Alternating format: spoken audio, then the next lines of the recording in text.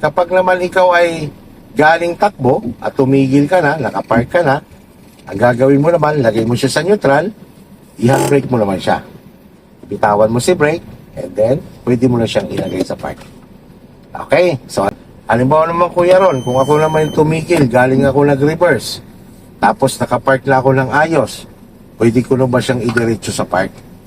Daan mo pa rin siya sa neutral, and then brake. And then, saka mo siya ilagay sa park.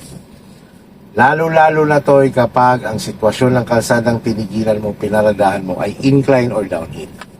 So, dapat ganun ang sequence na gagawin mo. Kasi ganito yan. Marami niyang nagpo-question, bakit daw kailangan pang from drive? Lalo na pag incline, bakit daw ilalagay pa sa neutral? Pwede naman daw ilagay sa park agad. Kapag kasi lalo na kapag naka-incline, ang iyong pinaradahan o di kaya naka-downhill at diniretso mo yan sa park, tapos hinandbrake mo kaagad. Yung bigat kasi ng sasakyan ay napunta dun sa park. So, ang nangyayari dyan, pagkaalis ka ulit pag mag-move ka ulit at gano'n ang sequence na ginawa mo, mapapansin mo yan, minsan maganit o di kaya nakaltog yan pag nilipat mo. Itong sequence na to, more on talaga advisable ito sa incline or downhill. Kaya ko lang naman sinasabi na kahit patag ganun ang gawin mo para lang makasanayan mo. Tapos dito naman ito sa handbrake, ganito naman. May mga pagkakataon na napapasubra ka sa pag-handbrake, lalo na kung incline ang yung pinaradahan. So, ang nangyayari, napapasubra ka, titigas ito. So, para lumambot, ganito ang diskarte nito. Angat mo ng konti, pindot. Huwag mong bibitawan pagka-pindot, baba. Okay? And then, pag i-handbrake mo naman siya, huwag mo na siya pindutin. Ito, sa ganitong sasakyan. So, sa mga bagong modelo, mayroon ng auto hold. Hindi mo na kailangan mag-handbrake. O, syempre, kapag ikaw kasi humawak ng sasakyan na bago, or bago sa'yo, syempre, basahin mo muna ang manual niyan para malaman mo lahat ng feature ng sasakyan mo.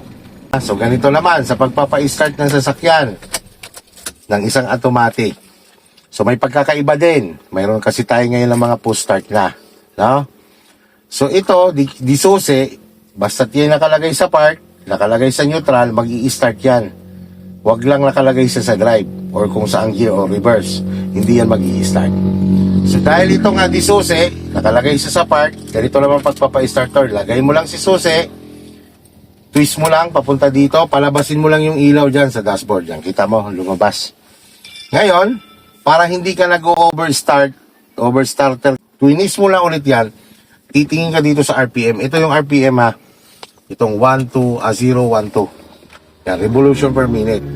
Once na pag isinusi mo yan, pumitik na yung RPM mo, bitawan mo na to. Ito rin yun. Ganyan ha, para hindi yung nakababad yung susi mo, no? Yun namang push start, tandaan mo kapag nakahawak ka ng kotseng push start, hindi naman siya mag-i-start na hindi mo pinipress ang brake. Tingnan mo, kahit hindi ko pinipress ang brake, umandar siya. No, kaya hindi susi.